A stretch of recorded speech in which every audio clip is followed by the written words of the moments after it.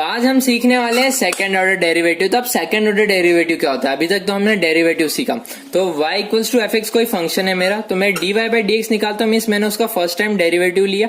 अगर F dash x जो है उसे मैं वापस से डिफरेंशिएट कर रहा हूँ again with respect to X, then we got D square Y by D X square, और इसी चीज को हम लोग बोलते हैं सेकंड डेरिवेटिव। मीन्स एक बार जिसका डिफरेंशिएशन हो चुका है उसका वापस से डिफरेंशिएशन जो करेंगे हम उसे हम लोग बोलते हैं सेकंड ऑर्डर डेरिवेटिव। ओके, अगर मैं वापस से उसका डेरिवेटिव करूंगा तो वो क्या हो जाएगा? Third order derivative. वापस करूंगा तो हो जाएगा फोर्थ ऑर्डर डेरिवेटिव। ओके, अभी तक हमें सिर्फ सेकंड ऑर्डर डेरिवेटिव तक ही पढ़ना है। ओके, तो हम यहाँ पे जो हमारा फर्स्ट ऑर्डर डेरिवेटिव होता है उसे D Y by D X से रिप्रेजेंट करते हैं। सेकंड ऑर्डर डेरिवेटिव को D square Y by D X square से रिप्रेजेंट करते हैं।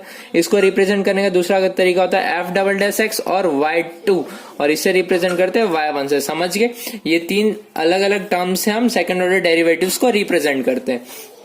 अब इसके ऊपर वापस से कुछ अच्छे अच्छे सम्स देखते हैं, फटाफट सम्स देखेंगे, फटाफट कॉन्सेप्ट समझ लेंगे। ओके, तो हमारा पहला क्वेश्चन क्या है? y equals to X cube plus 10x, y equals to X cube plus 10x। तो सबसे पहले मेरे को क्या है? इसका फर्स्ट ऑर्डर डेरिवेटिव निकालना होगा, means D Y by D x.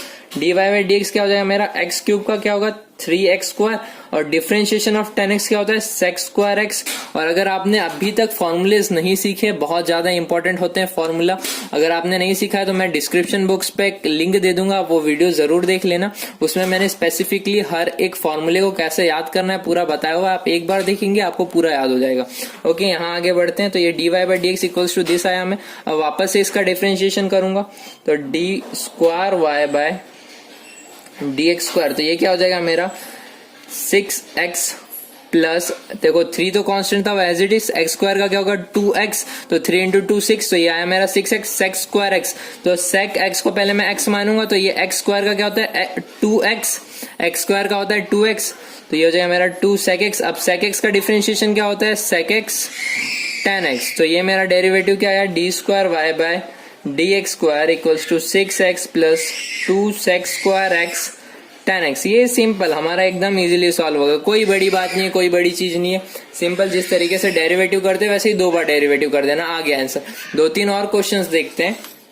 अब ये क्वेश्चन देखते हैं। अब ये क्वेश्चन देखने में बड़ा थोड़ा सा अच्छा दिख रहा है, मीन्स क्या चीज है ये, देखते समझते हैं। y equals to this given है और हमें बोला कि प्रूफ करो ये। अब देखो एक चीज ध्यान रखना है कि सेकंड ऑर्डर डेरिवेटिव में कई बार आपको कोई चीजें प्रूफ करने को दी होती है, तो आपको कहां से स्टार्ट करना है कि means y equals to this दिया, उसे एक बार डेरिवेटिव करो, फिर वापस डेरिवेटिव करो, तो कहीं ना कहीं आप अपने जो आंसर होगा उसकी तरफ अप्रोच कर रहे होगे। तो इसको हम उसी तरीके सॉल्व करते हैं।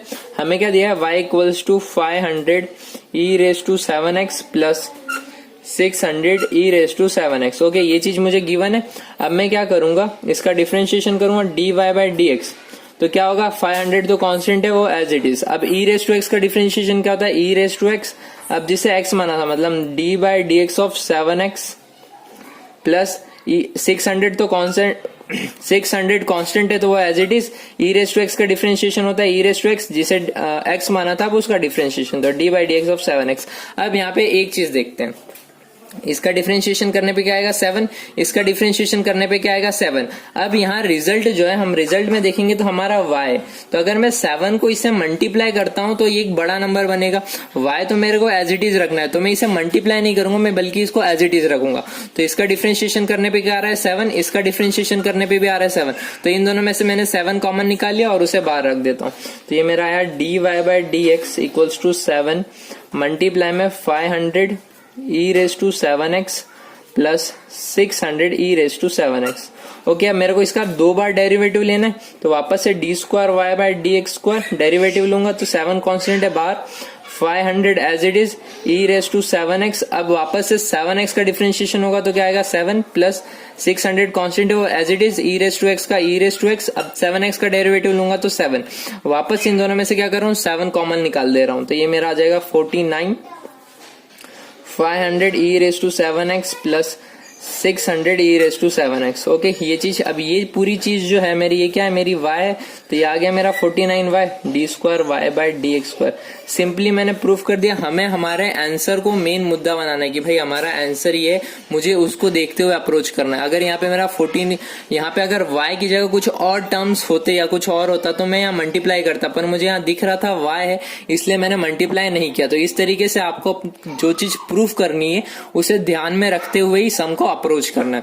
अब एक और क्वेश्चन देखते हैं। हमें ये क्वेश्चन दिया है कि if y equals to this है देन प्रूफ करो ये चीज। अब यहाँ पे क्या गिवन है, y2 और y1।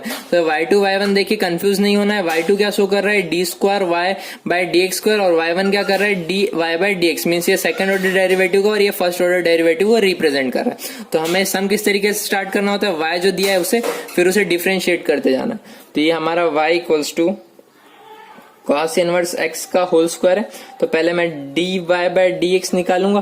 तो मेरा dy/dx ये क्या है, x स्क्वायर है। x स्क्वायर का डिफरेंशिएशन क्या होता है, 2x। अब जिसे मैंने x माना था उसका डिफरेंशिएशन मतलब d/dx of cos inverse x।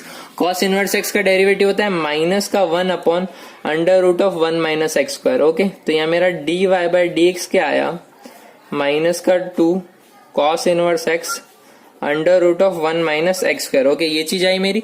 अब यहाँ मुझे dy/dx दिख रहा है और इधर इक्वल्स टू 2 प्रूफ करना है मीन्स, और ये dy/dx को इन्होंने y1 से रिप्रेजेंट किया। तो मैं इसे क्या कर रहा हूँ, मैं इसे y1 लिख दे रहा हूँ। सिंपली मैंने इसे y1 लिखा तो ये हो जाएगा, और इस वाले टर्म को उस साइड भेज रहा हूँ क्योंकि मुझे यहाँ पे 1 - x² वाला टर्म दिख रहा है। तो इस टर्म को मैंने इस साइड भेज दिया। तो ये हो जाएगा √1 - x² into y1 -2 cos inverse x। Okay, अब वापस क्या करूंगा, डेरिवेटिव करूंगा क्योंकि मेरे को y2 की भी जरूरत है। तो वापस से डिफरेंशिएट करते हैं। तो डिफरेंशिएट करेंगे तो यहाँ क्या लगेगा, प्रोडक्ट रूल। पहले वाले में फर्स्ट को कांस्टेंट, सेकंड का डेरिवेटिव। तो ये आया मेरा √1 - x²। डिफरेंशिएशन करूंगा y1 का तो मेरा क्या हो जाएगा, y2 बीच में आएगा प्लस, अब फर्स्ट वन को कांस्टेंट और सेकंड वन का डेरिवेटिव। तो डिफरेंशिएशन ऑफ √x का क्या होता है, 1/2√x 1 - x²। और x² का डिफरेंशिएशन करूंगा तो क्या आएगा मेरा, ये -2x आएगा क्योंकि माइनस का x² है। इक्वल्स टू, अब इस साइड आते हैं तो 2 as it is. cos inverse x का डेरिवेटिव क्या होता है मेरा, -1 √1 - x² होगा। ओके, यहाँ तक पहुंचे हम। अब इसे थोड़ा सिंप्लीफाई करते हैं। ये देखो, ये 2 से 2 कैंसल आउट हो रहा होगा मेरा। अब यहाँ पे देखो मुझे क्या प्रूफ करना है, 1 - x², और यहाँ अपॉन में √(दिस) है। इस चीज को अगर मैं इससे मल्टीप्लाई करता हूँ मीन्स बेस सेम करता हूँ तो मेरा 1 - x² आएगा। तो मैं बेस सेम करता हूँ तो ये मेरा क्या हो जाएगा, 1 - x² इंटू y2। यहाँ पे आ जाएगा मेरा माइनस का x y1 √1 - x² equals to, ये क्या हो जाएगा मेरा, माइनस माइनस प्लस 2 √1 - x²। दोनों साइड बेस सेम है तो कैंसल आउट हो जाएगा।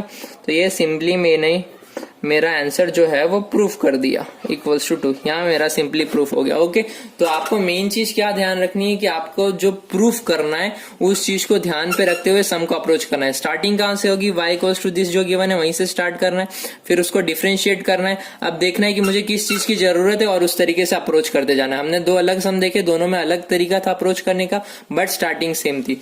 सो I hope you understand the concept well. So if you like it then subscribe it.